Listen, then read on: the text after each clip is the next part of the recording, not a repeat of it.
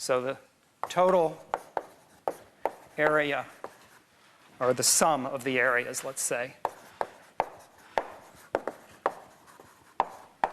of these rectangles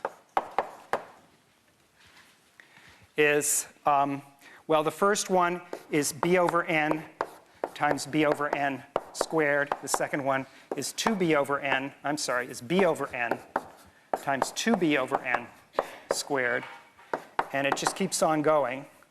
And the last one is b over n times nb over n squared. So it's very important to figure out what the general formula is. And here we have a base, and here we have a height, and here we have the same kind of base, but we have a new height, and so forth. And the pattern is that the coefficient here is 1, then 2, then 3, all the way up to n.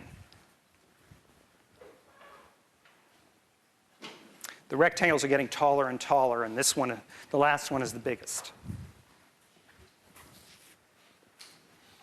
Okay, this is a very complicated gadget.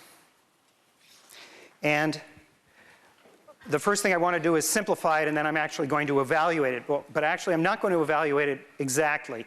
I'm just going to evaluate the limit. Turns out limits are always easier. The point about calculus here is that these rectangles are hard, but the limiting value is an easy value. So what we're heading for is the simple formula as opposed to the complicated one. All right, so the first thing I'm going to do is factor out all of these b over n factors. There's a b over n here, and there's a b over n squared. So all told, we have a b over n, the quantity cubed, as a common factor. And then the first term is 1, and the second term, what's left over, is 2 squared. And then the third term would be 3 squared, although I haven't written it.